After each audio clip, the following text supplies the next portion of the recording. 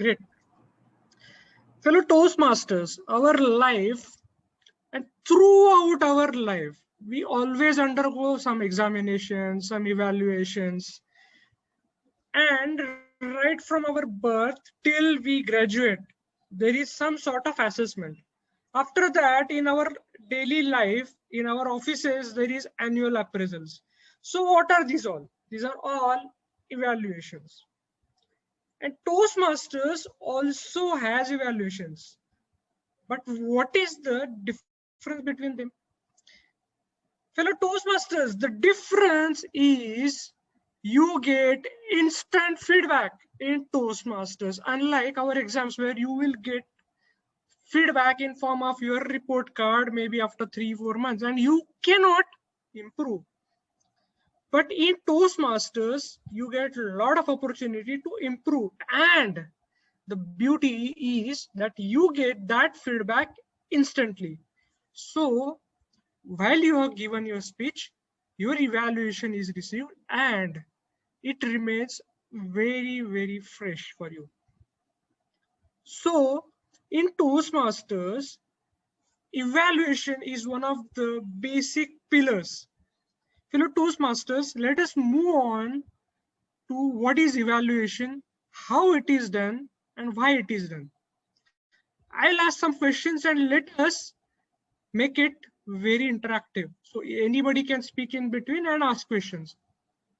So as I said, in Toastmasters, the evaluation is done to get instant feedback, and through this evaluation, we offer some sort of improvements for the speaker so that he can improve himself or herself in the next speech. And third one is improving and maintaining the self-esteem. Once you get some kind of good evaluation, you feel motivated, and the next time you come more forward. So this is the whole idea of evaluation in Toastmasters. Evaluation, what kind of approach is done in Toastmasters is evaluation is by tell and sell approach. So when the evaluator speaks, when the speaker speaks, the evaluator listens, and when the evaluator speaks, everybody listens. So it is like not only the speaker gets benefit, but the entire audience also gets benefited. So this is the beauty of evaluation.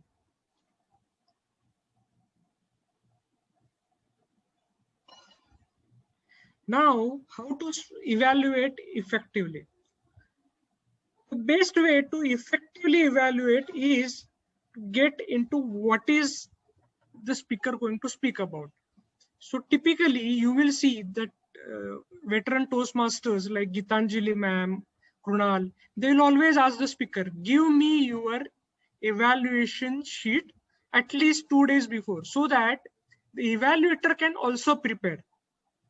So one thing we should keep it in mind that it is not only the speaker who should prepare, but the evaluator should also prepare.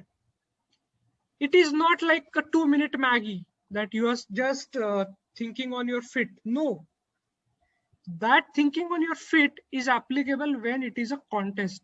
But when it is a normal evaluation, as we do in our regular meetings, I feel that the evaluator should also prepare about the objectives of the speech, about the path they have selected, about probably the topic, so they can visualize what is going to come. And then we can really decide as an evaluator whether the speaker followed the evaluation guidelines and objectives. Many times we observe that the speaker is speaking, but it is not following the objectives. So this way the evaluator can really catch if the speaker is deviating from the guidelines. And during the speech, what you can do? You can always show that you are interested, you are there to support, you are there to motivate the speaker. The last line is very, very important. An evaluator should put themselves into the position of the speaker. And how? This is by giving very good demonstrations during the speech. And that we will learn while we learn about the techniques of evaluation. So during evaluation, what you should do? During the evaluation, one should use very nice word. Very carefully you can select the words. For example, Vikram today used the words like, Sanchita, you are the brand ambassador of Toastmasters. Very, very nice word to catch. And what kind of beautiful motivation it can give to the speaker, isn't it? And the second line is very important. Toastmasters, please keep it in your mind. You are evaluating the speech, not the speaker. So, Pushkar, you look better in your beard. No, that cannot be there. Okay, so you are evaluating the speech. Even if you disagree, totally disagree about certain aspects of the speech, you should still evaluate the speech. And many times it happens that Toastmaster evaluators tend to give their opinions on some of the topics of the speech. Fellow Toastmasters, evaluation does not intend to give their opinions on the topic, but the way the speaker has presented needs to be evaluated. I hope everybody is clear on this aspect. And the last one is promoting self-esteem. And everybody uses it in some way or the other. At times, we use some kind of sugar-coated language. And at times, we do some clinical evaluation. Both things should be done in a way that the Toastmaster speaker comes next time. It doesn't run away. So what we can do as evaluators, we can personalize our language. As I said, we can put ourselves in the position of the speaker, and we should use certain words. For example, you did not. We should not use it. You did not. You did not use this word. You should have. You failed to.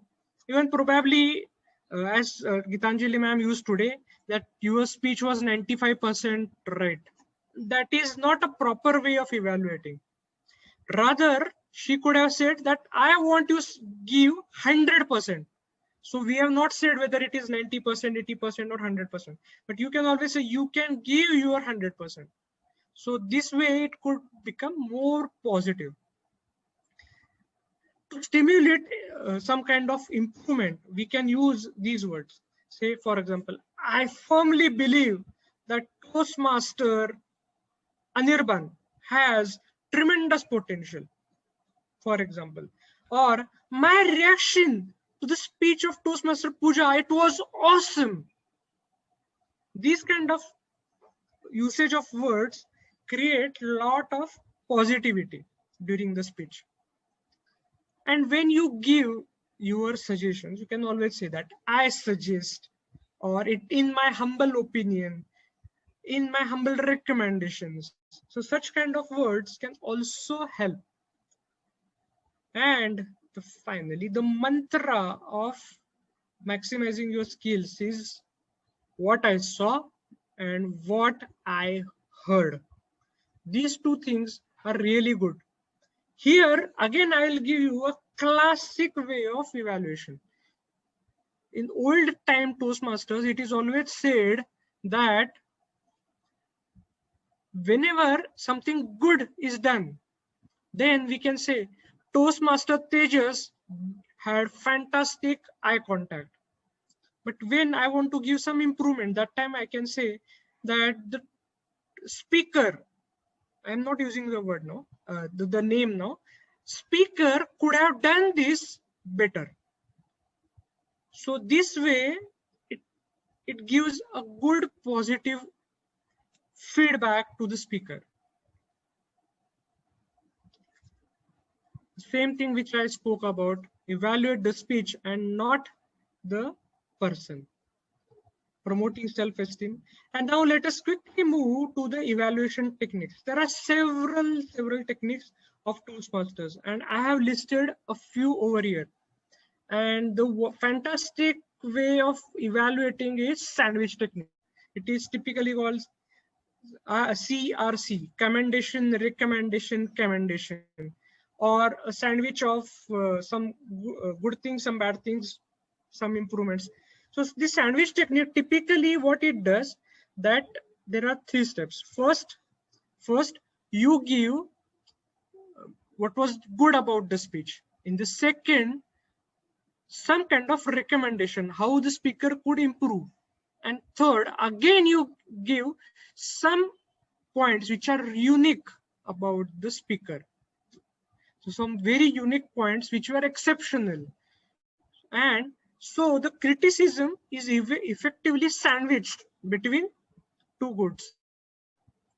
So very fine way of doing this evaluation. Another one, which is called as flashback technique. The flashback technique is like having a pizza.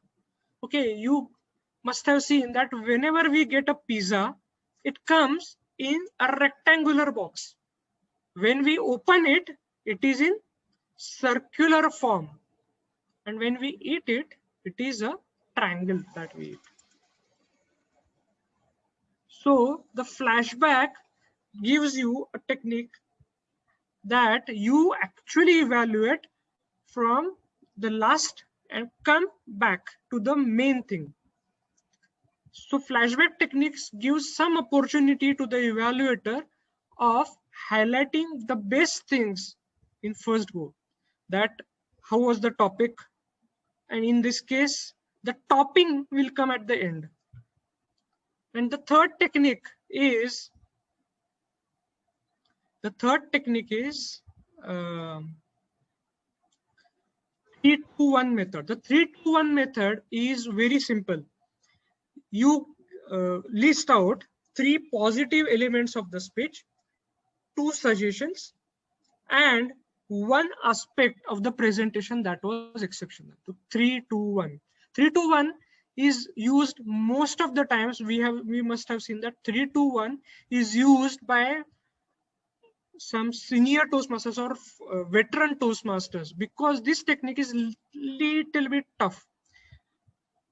Why I'm saying this? Because in 3-2-1 section, you cannot really make a lot of notes. It has to be properly remembered. Otherwise, this will move out from your regular evaluation, and this will be little critical. So 3-2-1 is used by veteran Toastmasters and one of the very good ways of evaluation. Now, as I said earlier,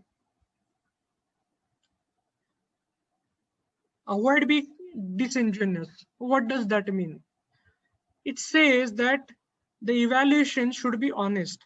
It should not be so much sugar coated that the speaker starts believing that I am the fantastic one and there is nobody else than me. So the evaluation should be honest. It should tell something very, very good things, but also what the speech lacked in. So both the things should be taken care in that. Now, I'm keeping this blank because I want to tell something which is out of this presentation. According to me, whenever there is a chance, one should give a demonstration of how the improvement could be done. Say, for example, voice modulation. So everybody together with me say, happy morning. Happy morning. Okay. Happy morning. Happy morning. Now, did you differentiate the sounds between these two? The first one was normal, everybody was happy, but when I used the second one, even the ones who were maybe sleepy or something, they also woke up. So some voice modulations can really make a lot of difference. Now I'll give one example of today's speech of Sanchita. There was one sentence she used: life without goals is merely working. So she did very nicely. Life without goals is merely working.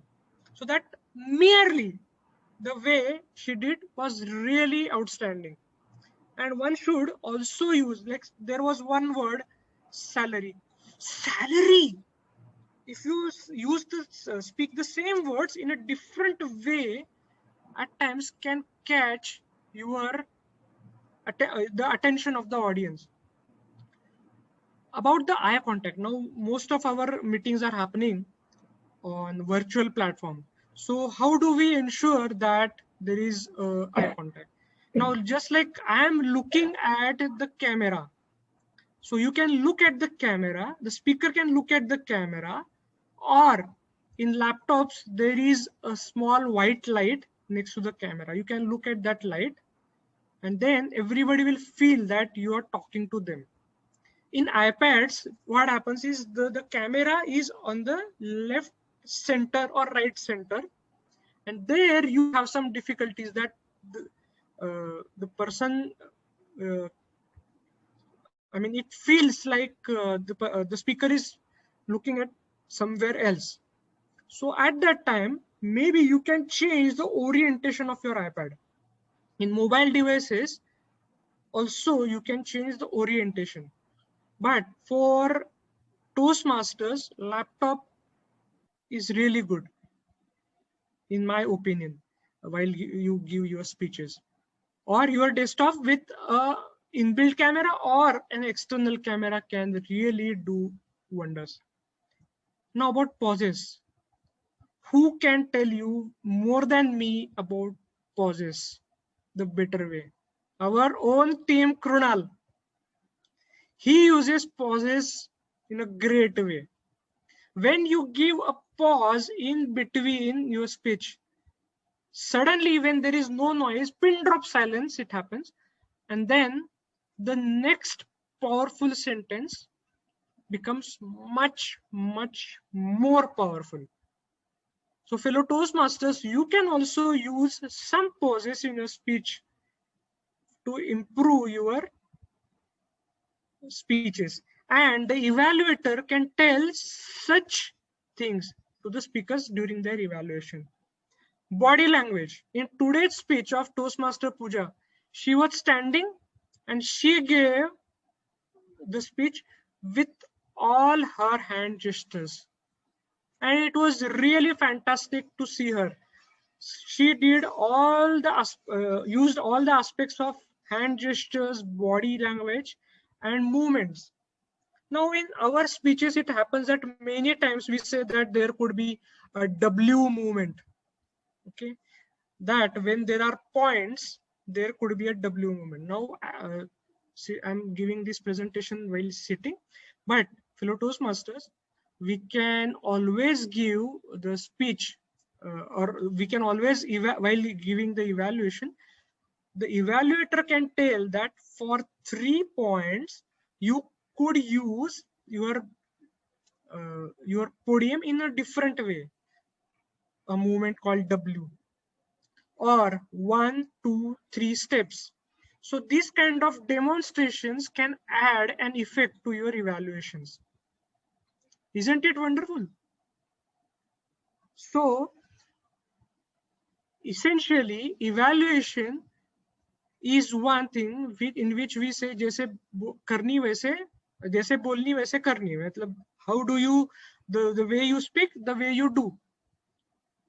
So in my humble opinion, fellow Toastmasters, as an evaluator, you should give them a good demonstration in which the speaker can really improve in their next speeches. Now I will tell you how to close. As I said that this evaluation is also in speech. It should also have an opening a good body language in which you either use the sandwich technique, 3-2-1 technique, or flashback technique. But the most important is to summarize. And summary is the most important thing when we are about to do the the evaluation contest. In evaluation contest, there are about 15 marks for proper closing. So my education session, I will also close by a summary. And this summary is like this. Evaluation is also an speech. Evaluation is one of the pillars of Toastmasters. And you can use different techniques, but try to incorporate some sort of demonstration for your speaker so that they can really improve. Avoid being overly sugar coated and overly critical. So you can make a balance of both of them. And most importantly, look the way evaluators evaluate their speeches and try to get more ideas from them. There are good mentors in our group, like Toastmaster Kirit. I always look upon him as a mentor. You know why?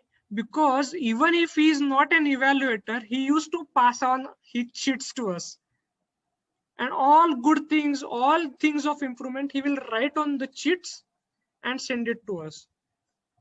So you can also be an evaluator when you are not speaking as an evaluator. You can also send such things through chat box, WhatsApp messages, or cheats in your regular physical meetings. With this, I wish all of you a very happy Toastmastering. Over to you, General Evaluator.